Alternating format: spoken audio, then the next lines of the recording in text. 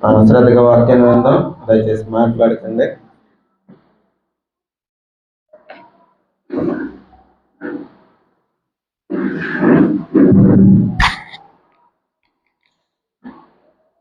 మంచిది, అందరికి వందనాలండి.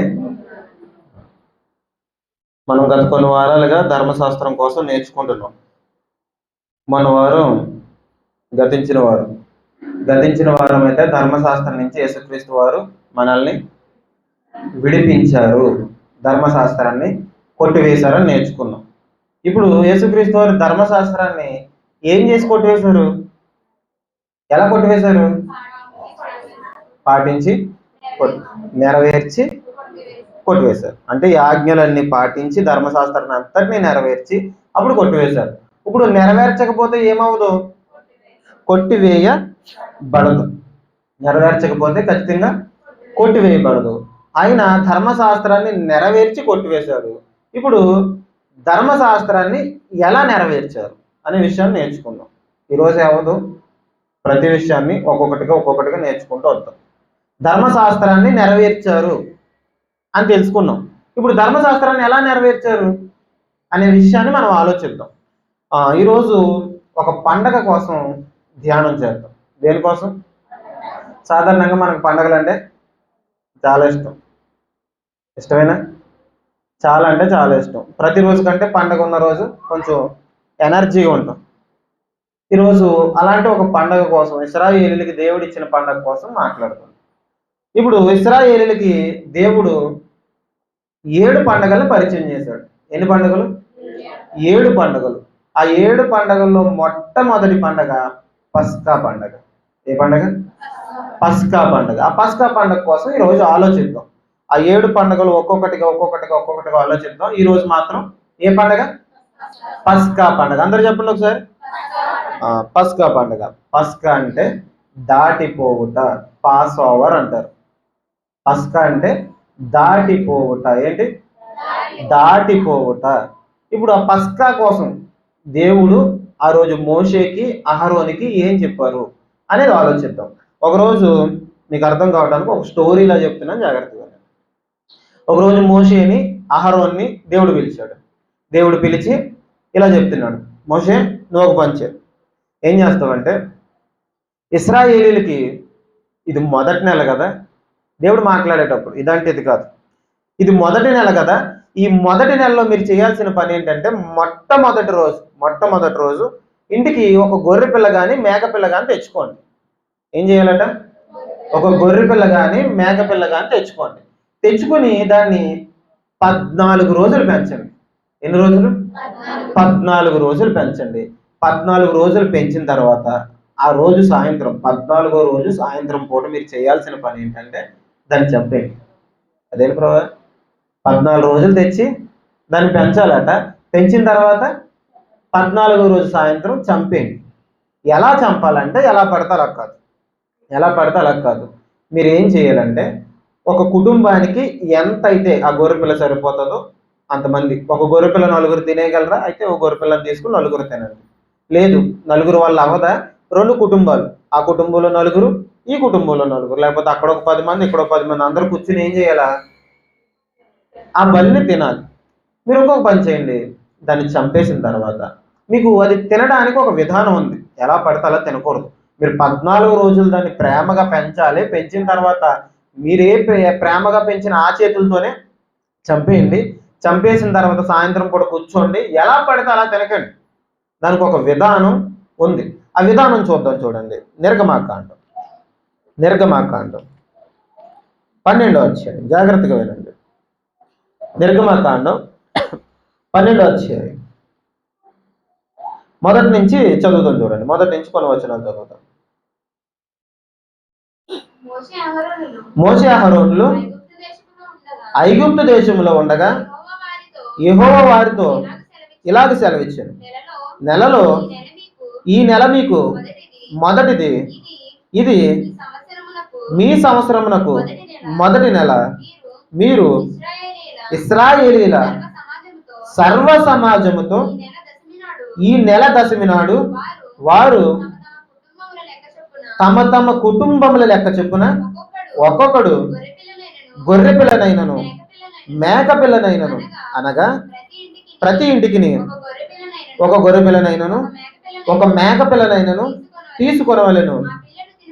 ఆ పిల్లని తినుటకు ఒక కుటుంబము చాలకపోయిన ఎడల వాడును వాడి పొరుగువాడును తమ లెక్క చొప్పున దాన్ని తీసుకొనవలెను. ఆ గొర్రె పిల్లను భుజించుటకు ప్రతివాని భోజనము పరిమితిని బట్టి వారిని లెక్కింపవలను. నిర్దోషమైన ఏడాది మగపిల్లను తీసుకొనవలను. గొర్రెలలో నుండి అయినను మేకలలో నుండి అయినను దాన్ని తీసుకొనవచ్చును. తర్వాత ఈ నెల 14వ దినం వరకు మీరు దానిని ఉంచుకొనవలెను. తరువాత ఇశ్రాయేలీల సమాజపు వారందరూ తమ తమ కూటములలో సాయంకాలమందు దాన్ని చంపి దాని రక్తము కొంచెం తీసి తాము దాన్ని తిని నువ్వు చదువు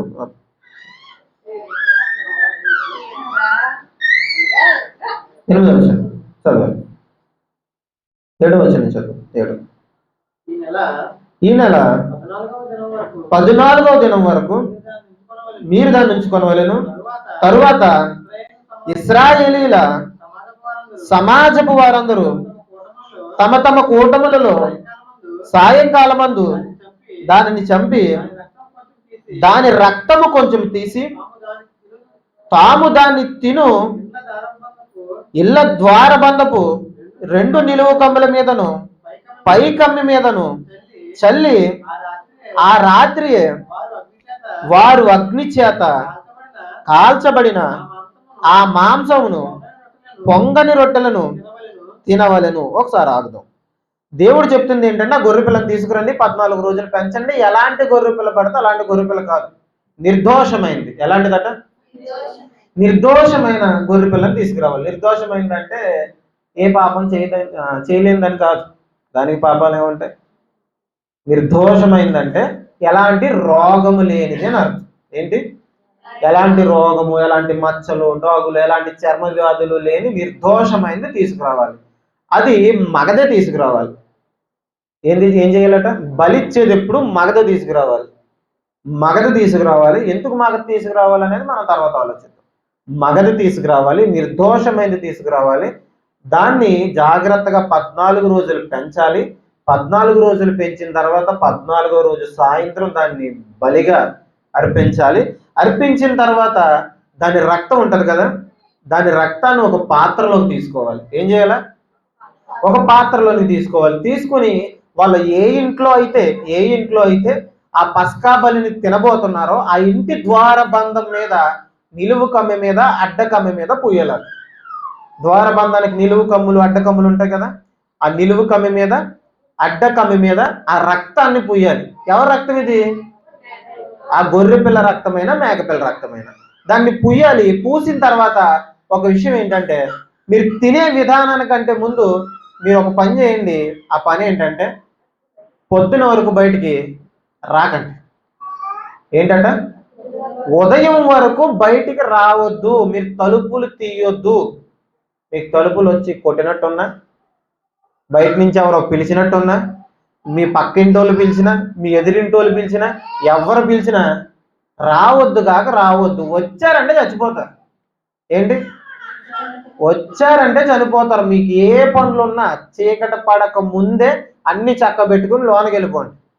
మీ పక్కింటోళ్ళు పిలిచారని, వాళ్ళు పిలిచారని, వాళ్ళ కాళ్ళు నొప్పి వచ్చింది, వీళ్ళకి నడుము నొప్పి వచ్చిందని వాళ్ళని చూడటానికి కూడా మీరు రావటానికి వీల్లేదు. బయటికి రాకూడదు. వచ్చారంటే చనిపోతారు అని చెప్పారండి. ఎందుకు ఇలా జరుగుతుందంటే కొంచెం బయటకి నాకు ఏదైనా సౌండ్ ఉంటే చెప్పాలనిపించింది. జాగ్రత్తగా. ఎందుకు మీరు ఆ పస్కా బలి తీసుకుని ఆ ఇంటిలోనే ఉండాలి అని అంటే, దేవుడు వీళ్ళని ఐగుప్తు నుంచి విడిపిస్తున్నాడు. ఎవరిని? ఇశ్రాయేలీల్ని దేవుడు ఐగుప్తు నుంచి విడిపిస్తున్నాడు. ఫరో చేతుల్లోంచి విడిపిస్తున్నాడు. ఇప్పుడు ఎందుకు విడిపించాల్సి వచ్చిందంటే వీళ్ళు మొర్ర పెట్టారు దేవుడికి. ఏమని? మమ్మల్ని బానిసత్వం నుంచి విడిపించు. ఇశ్రాయేలీయులందరినీ ఇందాక సేవకులు జ్ఞాపకం చేశారు. యోసేపుని చూడటానికి వాళ్ళ కుటుంబం వాళ్ళంతా ఎక్కడికొచ్చారు? ఐగుప్తుకొచ్చారు. వచ్చిన వాళ్ళు అక్కడే ఉండిపోయారు. అక్కడే ఉండిపోతే ఫరో రాజు గారు చనిపోయారు. ఇక్కడ యోసేపు కూడా చనిపోయాడు. చనిపోయిన తర్వాత కొత్త ఫరో వచ్చాడు. కొత్త ఫరో వచ్చిన తర్వాత ఇశ్రాయేలీయులు జనం పెరిగిపోతున్నారని వాళ్ళ శ్రమలు పెట్టడం మొదలుపెట్టాడు. వాళ్ళతో కఠినమైన పనులు చేయించడం మొదలుపెట్టాడు. ఆ కఠినమైన పనులు చేస్తుంటే వీళ్ళు మేము ఈ వెట్టి పనులు చేయలేకపోతున్నాం. 400 సంవత్సరాలు, 440 సంవత్సరాలు సుమారుగా. ఈ 440 సంవత్సరాలు ఈ వెట్టి పనులు చేయటం వల్ల, ఈ కష్టమైన పనులు చేయటం వల్ల దేవునికి మొరపెడతారు వాళ్ళు. మా వల్ల అవట్లేదు ప్రభావ, మమ్మల్ని నుంచి బానిసత్వం నుంచి విడిపించంటే దేవుడు మోషేని పుట్టించి సుమారుగా 10 అద్భుతాల ద్వారా, ఈ స్టోరీ అంతా తర్వాత మనం మాట్లాడుకుందాం, సుమారుగా 10 అద్భుతాల ద్వారా వారితో ఐగుప్తీయులతో చెప్పి వాళ్ళని బయటికి తీసుకొద్దాం అనుకుంటాడు. దేవుడి మహిమను కనపరిచి తీసుకొద్దాం అనుకుంటాడు. ఎన్ని అద్భుతాలు చేసినా, వడగళ్ళు కురిచినా, కప్పలు వచ్చినా, ఈగలు వచ్చినా, మిడతలు వచ్చినా, ఎన్ని జరగనివ్వండి, వాళ్ళ పశువులు చనిపోవనివ్వండి, ఫరో మనసు కఠినమైపోతుంది. పంపించట్లేదు. ఎన్ని జరిగినా పంపించట్లేదు. చివరిగా ఇదిగో ఒక దేవదూత, ఒక దూత వీధుల్లో సంచరిస్తుంది. దేవుడు మోషేతో చెప్పింది, వీధుల్లో సంచరిస్తుంది.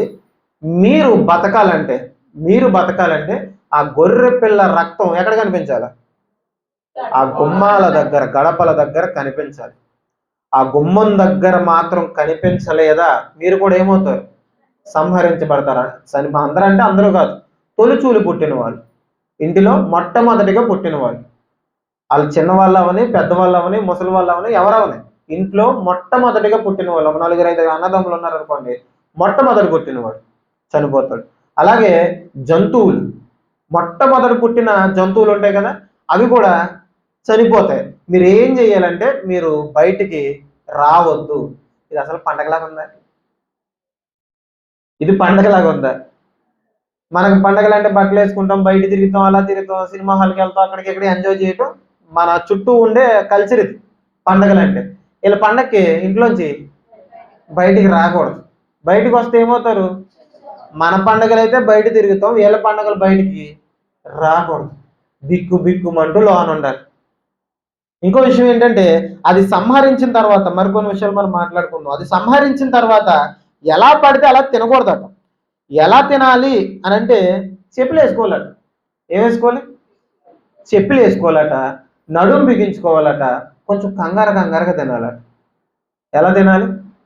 కొంచెం కంగారుగా, తొందరపడుతూ తినాలట. ఒక్క పీస్ కూడా మిగలకూడదట. కడుపు పట్టేస్తుంది, అవ్వట్లేదు అంటే కుదరదు. ఎందుకు దేవుడు ముందే లెక్క చెప్పాడంటే అదంతా ఫినిష్ అయిపోవాలి, అదంతా అయిపోవాలి. ఏది ఉంచకూడదు. ఇంకొక విషయం ఏంటంటే ఎముక విరగకుండా ఉండాలి. దాన్ని చంపేటప్పుడు ఎముక విరగకూడదు. కంగారుగా చెప్పులేసుకుని తినాలి. ఇంకోటి ఏంటంటే చేదు కూరలతో తినాలి. ఏం చేయాలి? చేదు కూరలతో తినాలి. ఇది పండగలాగా ఉందా? మీకు పండగలాగా అనిపిస్తుందా? ఖచ్చితంగా అనిపించదు. ఇది చేదు కూరలతో తినాలి. పోన్లే బాగా వండుకున్నాం కదా, బాగా తిందాంలే, కుటుంబం అంతా కూర్చుని హాయిగా తిందామంటే కుదరదు. కంగారుగా తినాలి. చెప్పులు వేసుకుని తినాలి. నడుము కట్టుకుని తినాలి. ఏంటి ప్రభు ఇవన్నీ అంటే ఇది ఒక బలికి సాదృశ్యంగా ఉంది. అందుకే ఇవన్నీ దేవుడు చేస్తున్నాడు. ఈ విషయాలన్నీ మోషేతో దేవుడు చెప్పాడు, నువ్వు వెళ్ళి అర్జెంట్కి ఈ విషయాలన్నీ చెప్పు. ఒక గొర్రె పిల్లని తెచ్చుకోమను, 14 రోజులు పెంచమను, 14 రోజులు సాయంత్రం చంపమను, ఎలాంటిది పడితే అలాంటిది వద్దు, నిర్దోషమైనది తెమ్మను. తర్వాత అది నిర్దోషమైనదై ఉండాలి, మగదై ఉండాలి. దాన్ని చంపిన తర్వాత ఎలా పడితే అలా తినటానికి లేదు. ఆ రక్తం తీసి ద్వారబంధాలకు రాయమను. అడ్డకమ్మి నిలువు కమ్మి, అడ్డకమ్మికి ఒకటి, నిలువు కమ్మికి ఒకటి రాయమను. రాసిన తర్వాత లోనికి వెళ్ళి తలుపులు వేసుకోమను. దాన్ని అందరూ కూర్చుని తినమను. ఎలా పడితే అలా తినొద్దు. ఉడికి ఉడకంది తినకూడదు. దాన్ని ఏదైనా ఒకవేళ మీరు తిన్న తర్వాత, ఒకవేళ నా వల్ల అవ్వట్లేదు, మేము తినలేకపోతున్నామంటే దాన్ని బయట పడేయండి. దాన్ని అగ్ని చేత కాల్చండి. ఏం చేయాలి? అగ్ని చేత కాల్చేయండి. ఎలా పడితే అలా తినొద్దు. కంగారుగా చెప్పులు వేసుకుని తినండి. ఈ విషయాలన్నీ మోషేకి, అహరోనికి దేవుడు చెప్పాడు. ఇప్పుడు మోషే, అహరోన్లు వచ్చి ఈ విషయాలన్నీ ఎవరికి చెప్తున్నారు? ఇశ్రాయేలీలకి చెప్తున్నాను, జాగ్రత్తగా వినండి. ఇశ్రాయేలీలకి ఈ విషయాలన్నీ మోషే, ఆరోను దేవుడు చెప్పాడు, విషయాలన్నీ మీరు చెయ్యండి అని అంటే వాళ్ళు సరే అని తలూపుతారు. మోషే అహరోన్లు మోషే అహరోన్లు చెప్పిన ఈ విషయంలో ఒక మేజర్ పాయింట్ చెప్తారు. ఏంటంటే, మీరు ఇక్కడ మాత్రమే కాదు, ఈ ఆచారం ఇప్పుడు చెప్పిన ఈ పండగ ఇక్కడ మాత్రమే కాదు, ఎక్కడ చేయాలి? మిమ్మల్ని దేవుడు ఒక దేశానికి తీసుకెళ్తున్నాడు కదా, కానాన్ దేశానికి. ఆ దేశంలో కూడా మీరు ఖచ్చితంగా ఇది చెయ్యాలి. ఇది నిత్యమైన కట్టడ. ఏంటి? నిత్యమైన కట్టడ. మనం మాట్లాడుకున్నాం. ఇది నిత్యమైన కట్టడ, ఖచ్చితంగా చెయ్యాలి, తరతరాలకు చెయ్యాలి. ఇది చేస్తున్నప్పుడు మీ కుమారులు మిమ్మల్ని అడుగుతారు ఏమని? కాదు డాడీ, మనం ఎందుకు చేస్తున్నాం ఇవన్నీ? ఒక గొర్రెపిల్లని తీసుకొస్తున్నారు, జాగ్రత్తగా నా వైపు చూస్తున్నాను. ఒక గొర్రెపిల్లని తీసుకొస్తున్నారు, 14 రోజులు పెంచుతున్నారు. డౌట్ వస్తుంది కదా. ఇప్పుడు ఏదైనా జరిగేటప్పుడు ఏదైనా పండుగ చేసుకుంటారు అనుకోండి, చిన్నపిల్లలు సాధారణంగా అడుగుతుంటారు. వాళ్ళకి చాలా డౌట్లు వచ్చేస్తుంటాయి. ఇదేంటి, అదేంటి, అది ఎందుకు అలా చేస్తున్నారు అని అడుగుతుంటారు. మనం వాళ్ళకి సమాధానం చెప్పలేక వాళ్ళ మీద ఇసుక్కుంటుంటాం. అవునా కదా? వాళ్ళకి అన్నీ అడుగుతుంటారు, అన్నీ అడుగుతారు, వాళ్ళు అన్నీ తెలుసుకోవాలనుకుంటారు. ఇప్పుడు ఆలోచించండి, వాళ్ళ పిల్లలు కూడా, ఇశ్రాయేలీయుల పిల్లలు కూడా అడుగుతారు. గొర్రె పిల్లని తీసుకొస్తున్నాం, ఏదన్నా పిల్లని తీసుకొచ్చేటప్పుడు ఏడాది, కరెక్ట్గా ఒక సంవత్సరం ఉన్న గొర్రెను మేకను తీసుకురావాలి. ఇప్పుడు ఏదైనా జంతువుని ఇంటికి తీసుకొచ్చేటప్పుడు ఫస్ట్ దానికి ఎవరు కనెక్ట్ అయిపోతారు? పిల్లల దగ్గర అయిపోతారు. దాంతో ఆడుకుంటారు. దానికి ఏమైనా గడ్డి కావాలితే, లేకపోతే ఏదన్నా ఆకులు అలమలు కావాలితే పట్టుకొచ్చి పెడతారు. ఈ 14 రోజులు పిల్లలకి అది బాగా అలవాటు అయిపోతుంది. జాగ్రత్తగా బాగా అలవాటు అయిపోతుంది. 14 రోజు సాయంత్రం చంపేయాల. 14 రోజు సాయంత్రం చంపేయాల. వీళ్ళకి డౌట్ వస్తుంది, డాడీ ఎందుకు మనం ప్రతి సంవత్సరం మొట్టమొదటి రోజు అంటే న్యూ ఇయర్ రోజు తీసుకొచ్చి, మన న్యూ ఇయర్ వాళ్ళ న్యూ ఇయర్ ఒకటి కాదు, వాళ్ళకి వేరే, వాళ్ళ క్యాలెండర్ వేరే. ఇప్పుడు న్యూ ఇయర్ రోజు తీసుకొస్తున్నాం, 14 రోజులు దాన్ని పెంచుతున్నాం, ఎందుకు చంపేస్తున్నాం? తినేటప్పుడు కూడా ఎలా పడితే అలా తినట్లేదు, చక్కగా బిర్యానీ వండుకుని తిందామంటే అలా ఉండట్లేదు. ఏం చేస్తున్నాం మనం? కంగారుగా తింటున్నాం. ఎందుకు ఇలా చేస్తున్నాం డాడీ, లేకపోతే మమ్మీ అని అడుగుతారా ఖచ్చితంగా? అలా అడిగేటప్పుడు మీరు ఖచ్చితంగా చెయ్యాల్సిన పని ఏంటంటే, దేవుడు ఒకానొక రోజు ఐగుప్తులో మనల్ని రక్షించాడు. ఎవరి నుంచి రక్షించాడు? ఒక మరణ దూత రోడ్డు మీద తిరుగుతుంటే, వీధుల్లో తిరుగుతుంటే, మనం బతకటానికి మనకైతే యోగ్యత లేదు. జాగ్రత్త వినాలి. బతకటానికి మనకైతే యోగ్యత లేదు. ఐగుప్తులతో పాటు మనం కూడా చచ్చిపోవాలి. ఐగుప్తీయులతో మనం కూడా చచ్చిపోవాలి. అంత బతికేసి దేవుడి ముందు నిర్దోషులుగా మంచోళ్ళ కింద బతికేసి అంత సీన్ మనకి లేదు. ఆ రోజు మనం బతకటానికి ఒకళ్ళు కారణమయ్యారు. ఎవరు వాళ్ళు? ఎవరు కారణమయ్యారు? మనము బతకటానికి ఒక జంతువు కారణమైంది. ఆ జంతువు ఎవరు? గొర్రె పిల్ల అయినా మేక పిల్ల అయినా ఆ రోజు ఐగుప్తీయులతో పాటు మనం చచ్చిపోకుండా ఉండటానికి కొంచెం దూరం తీసుకెళ్తాం. కొంచెం దూరంగా తీసుకెళ్తాం. జాగ్రత్త. ఒక గొర్రె పిల్ల అయినా మేక పిల్ల అయినా అది చచ్చిపోతే తప్ప, జాగ్రత్తగా వినండి, అది చచ్చిపోతే తప్ప మనకేం లేదు. ఆ రోజు మనం బతకలేం. ఆ రోజు మనం బతికామంటే, ఈ రోజు మేము బట్ట కట్టి ఇక్కడికి వచ్చామంటే కారణం ఆ గొర్రెపిల్లే. ఆ గొర్రెపిల్ల రక్తాన్ని చూసి ఆ మరణదూత బయటికి వెళ్ళిపోయింది తప్ప మేమేదో మంచోళ్ళమని, మాకేదో యోగ్యత ఉందని, మేమేదో మంచి పనులు చేశామని మాత్రం కాదు. ఎవరు వాళ్ళు బతికారు?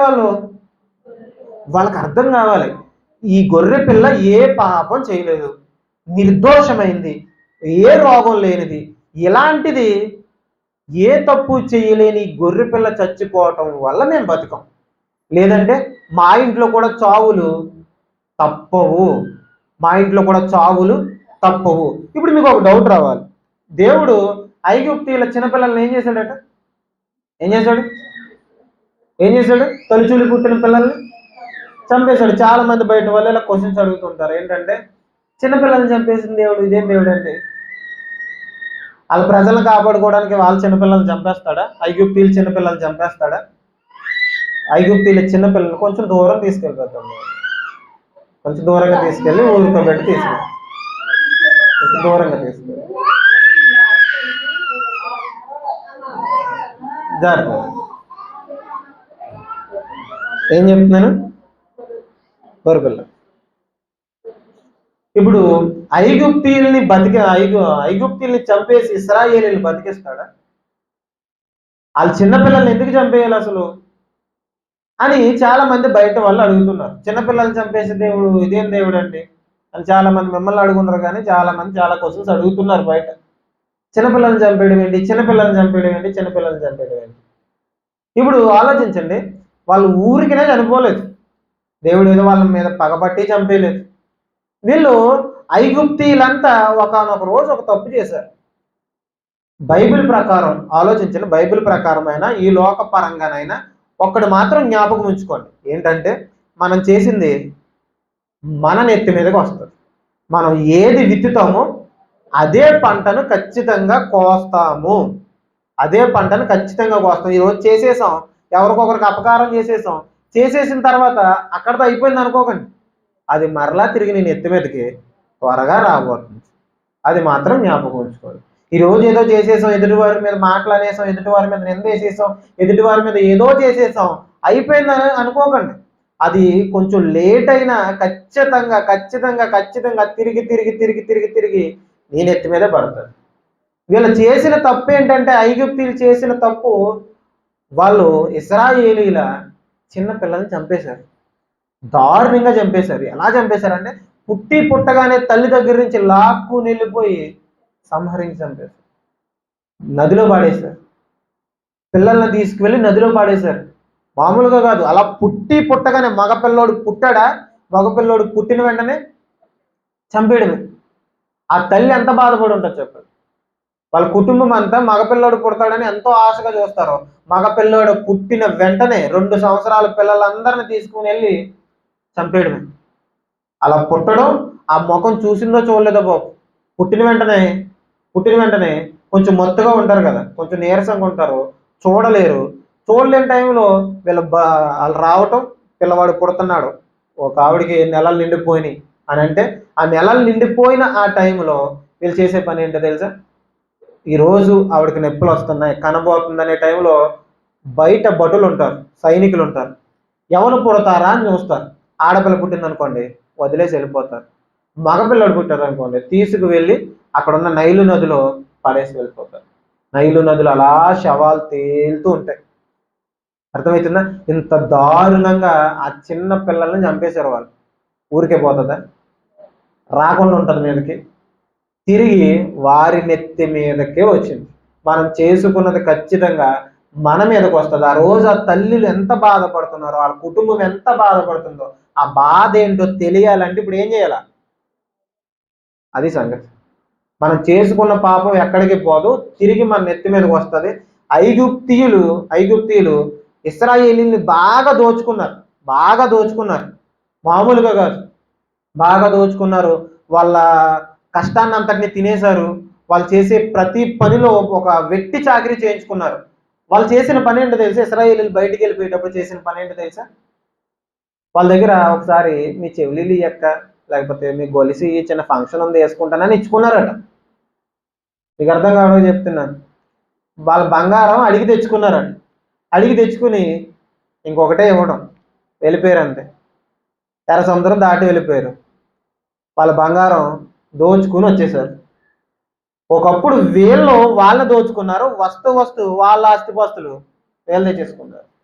చేసింది ఎక్కడికి పోను, మన మీదకే తిరిగి వస్తుంది. ఇప్పుడు అర్థమైందా దేవుడు వారిని ఎందుకు సంహరించాడు?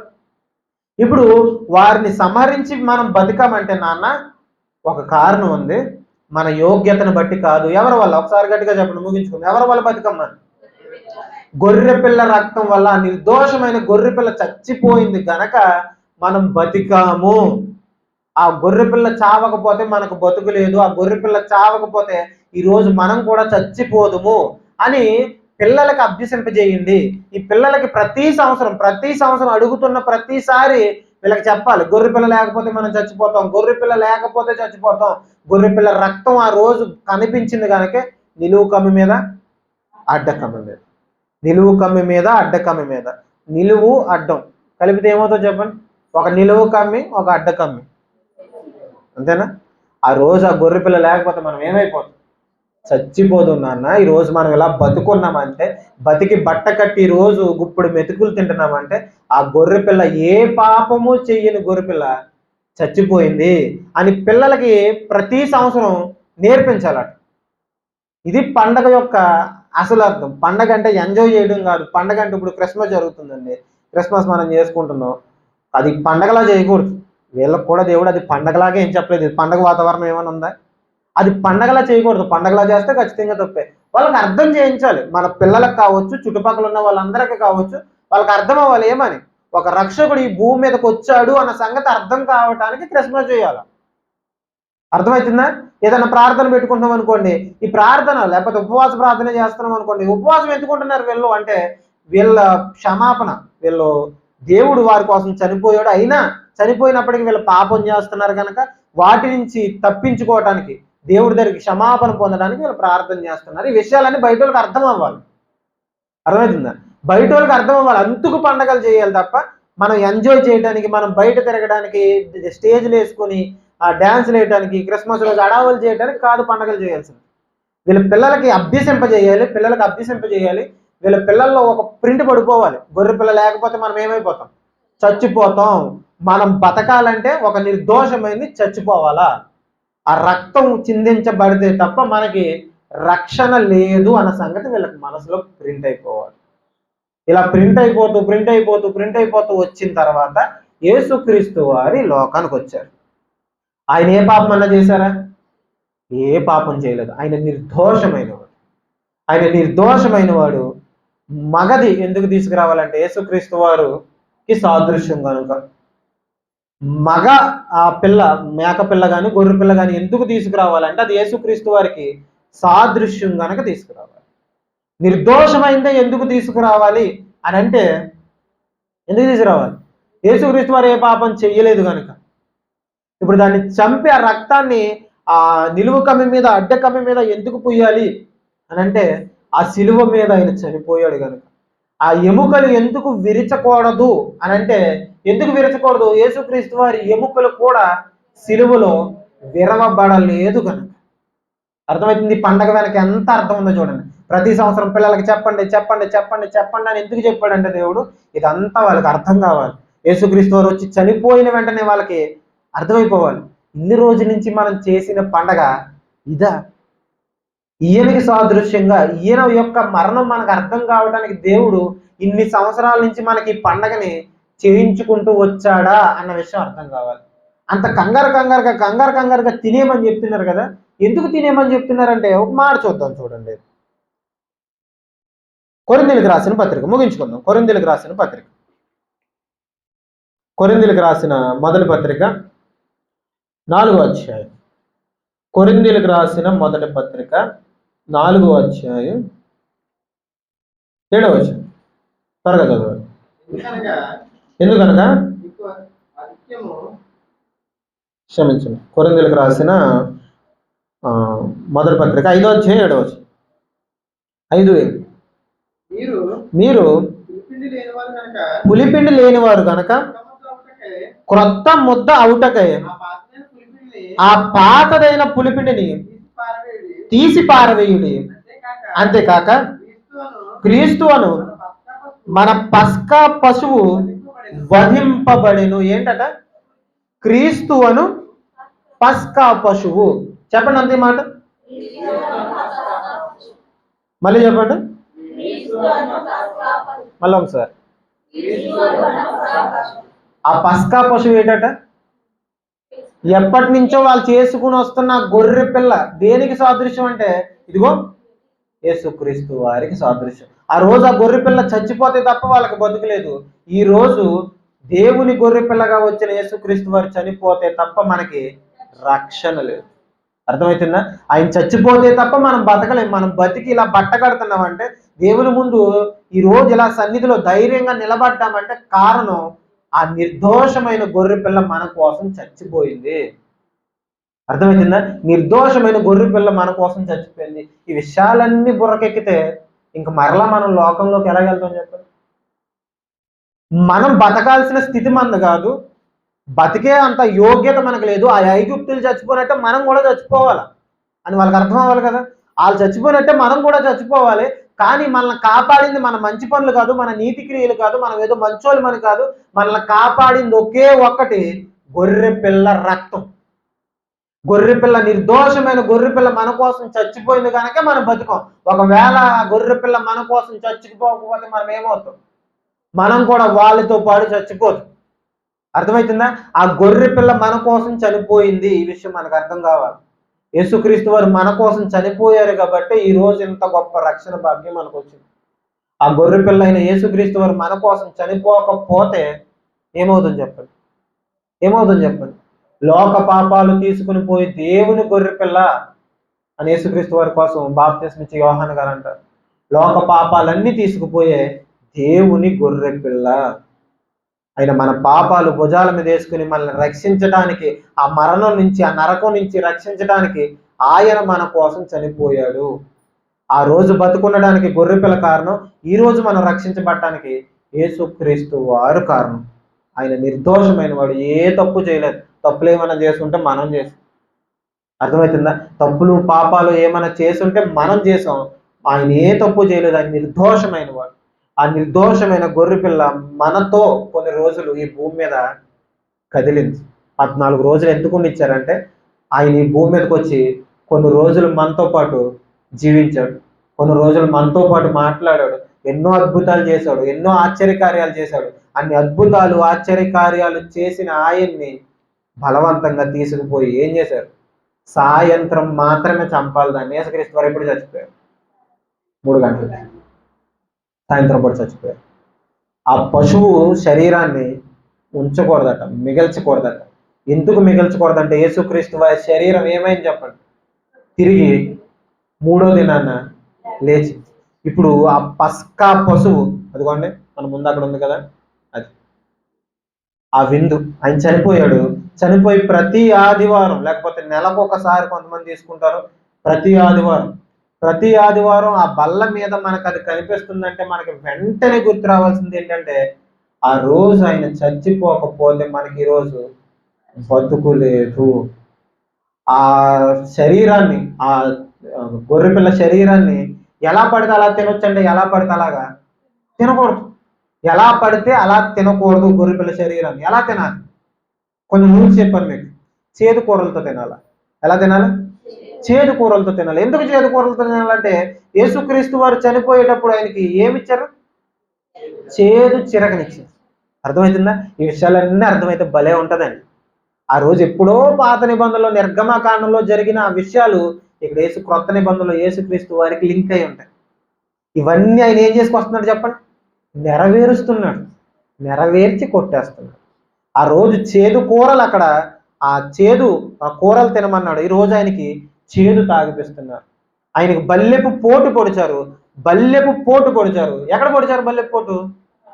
పక్కలో. ఇక్కడ ఎందుకు పొడిచారు తెలుసా?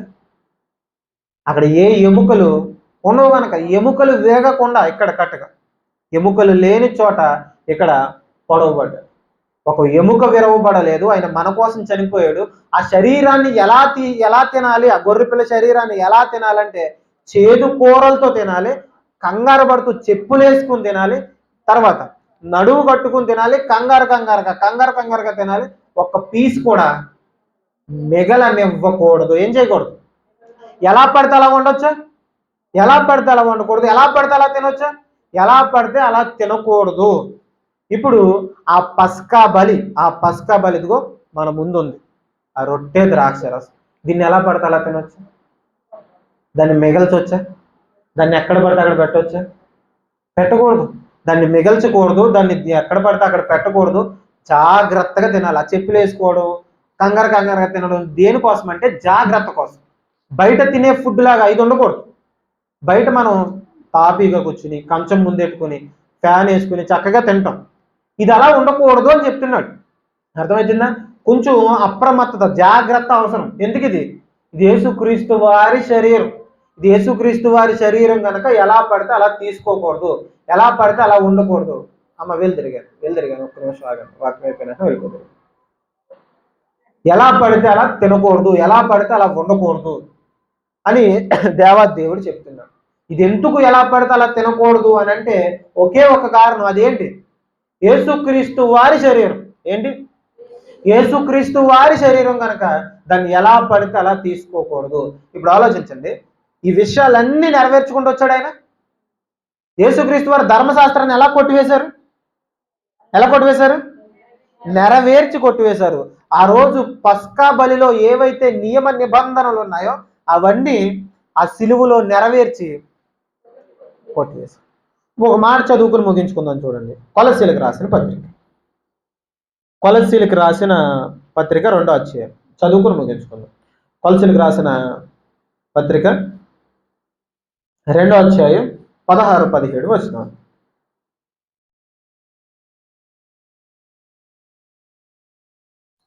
చదవాలి త్వరగా.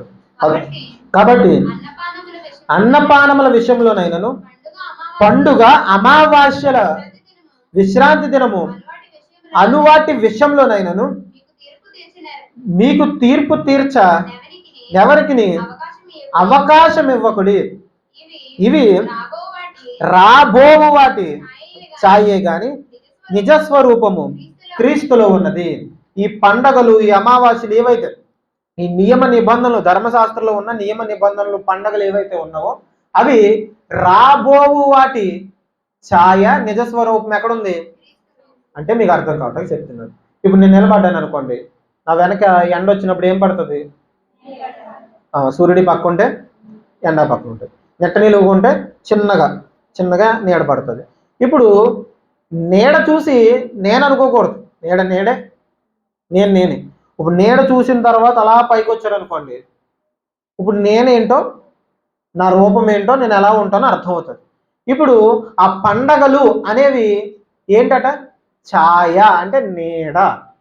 ఎవరికి నీడ? క్రీస్తుకు నీడ, క్రీస్తుకు ఛాయవి. నిజస్వరూపం ఎవరు? క్రీస్తు. ఈ పస్కా బలి దేనికి అంటే, పస్కా బలైన ఈ ఛాయ దేనికి అంటే నిజస్వరూపం రాబోతుంది యేసుక్రీస్తు. నిజస్వరూపం యేసుక్రీస్తు వారు, ఛాయ మాత్రం పండగ. అర్థమవుతుందా? ఈ ఛాయని మనం ఇన్ని రోజులు ఎందుకు వెంబడించాము, ఇన్ని రోజులు ఎందుకు చేశామంటే నిజస్వరూపం ఏంటో అర్థం కావటానికి. అర్థమవుతుందా? ఆ పండగలు అనేవి ఛాయ, నిజస్వరూపం యేసు. నిజస్వరూపం ఏంటో తెలిసిన తర్వాత నీడ చూసి భ్రమపడవలసిన అవసరం ఉందా? నీడను చూసి వెంబడించాల్సిన అవసరం ఉందా? లేదు. నిజస్వరూపం దగ్గరికి మనం వచ్చేసాం కదా. కనుక ఇప్పుడు ఆ పస్కా, ఆ పండగని ఆయన నెరవేర్చి కొట్టివేశాడు. ఆయనే పస్కా బలిగా మారి ప్రతి ఆదివారం లేకపోతే నెలకు ఒకసారి మన చేతుల్లోనికి ఆయన శరీరం వస్తుంది. ఇది చూస్తున్నప్పుడల్లా మనకు అర్థం కావాల్సింది ఒకే ఒక విషయం. ఏంటి చెప్పండి? ఆయన చచ్చిపోకపోతే మనకి బతుకు లేదు. ఆయన మన కోసం చచ్చిపోయాడు, మన పాపాలన్నీ భుజాల మీద వేసుకొని చనిపోయాడు. ఈ విషయం అర్థం కావాలనే ఆ రోజు ఆ పండగ ప్రవేశపెట్టాడు. కానీ విచిత్రమైన విషయం ఏంటంటే వాళ్ళు చేయడం, తినడం నేర్చుకున్నారు తప్ప దాని వెనకున్న అర్థం గ్రహించలేదు. యేసుక్రీస్తు వారు చనిపోతున్న వాళ్ళకి అర్థం కాలేదు. కొంతమంది అర్థం చేసుకున్నారు, కొంతమందికి అర్థం కాలేదు. ఈరోజు దేవుడు వాళ్ళకి అర్థం కాని విషయాన్ని మనకు తెలియజేశాడు. అందుని బట్టి దేవునికి స్తోత్రం. కళ్ళు మూసుకొని ప్రార్థన చేసుకుని. పరలోకమందున మా తండ్రి, దయ కలిగిన యథపవిత్రమైన ప్రశస్తమైన మనకు వేలాది వందనాలు తండ్రి.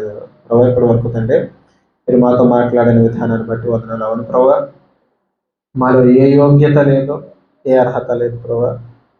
ఆ రోజు ఇశ్రాయేలీయులు ప్రభు ఐగుప్తులతో పోటే చచ్చిపోవాలి. ఆ గొర్రె పిల్ల రక్తం ఎలాగైతే వారిని కాపాడిందో, ఈరోజు ఈ లోకస్తులతో కలిసి మేము కూడా తండ్రి నశించిపోవాలి. ఏ యోగ్యత లేదు ప్రభు, ఏ అర్హత లేదు. అయినప్పటికీ మీరు గొప్ప రక్షణను మాకు దయచేసి మీరు మమ్మల్ని రక్షిస్తున్నారు. మా నీతి క్రియల వల్ల, మేము చేసిన పనుల వల్ల మేము ఎంత మాత్రం రక్షించబడం ప్రభు. మీరు రక్తం చిందించడం వల్ల, మీ రక్తం మా గుమ్మాల మీద కనిపించడం వల్ల మాత్రమే మేము రక్షించబడ్డాం. ఆ మరణం నుంచి తప్పించబడ్డాం ప్రభు. ఇంత గొప్ప రక్షణ భాగ్యాన్ని మాకు దయచేసినందుకు వందనాలు. ప్రతి ఆదివారం మీ శరీరాన్ని మాకు ఇస్తున్నందుకు వందనాలు. ఆ శరీరాన్ని, పస్కా బలైన మిమ్మల్ని తండ్రి మేము తీసుకుంటుండగా, మీ శరీరాన్ని, మీ రక్తాన్ని తీసుకుంటుండగా తగిన యోగ్యతలు మాకు దయచేయండి. మిమ్మల్ని వెంబడిస్తున్న మేము ప్రభు ఈ లోకస్తుల్లా బ్రతకక ప్రభు, మీ బలియాగాన్ని, మీ త్యాగాన్ని, మీరు మా కోసం చేసిన ఆ బలియాగాన్ని తండ్రి మేము గుర్తుపెట్టుకుని ప్రభు తండ్రి నీతిగా నిజాయితీగా జీవించే తండ్రి చక్కని జీవితాలు మాకు దయచేయండి. మీ బలియాగానికి కృతజ్ఞత కలిగి తండ్రి జీవించే తండ్రి చక్కని జీవితాలు మా అందరికీ దయచేయమని, జరగబోయే ప్రతి కార్యక్రమం విషయంలో మీ తోడు, మీ ధన్యత దయచేయమని వేడుకుంటూ చిన్న ప్రాంతం మా ప్రభువును రక్షకుడైన యేసయ్య పేరిట అడిగి వేడుకుంటున్నాం తండ్రి. ఆమేన్. అందరికీ వందనాలు. ప్రభు వాళ్ళ నిమిత్తం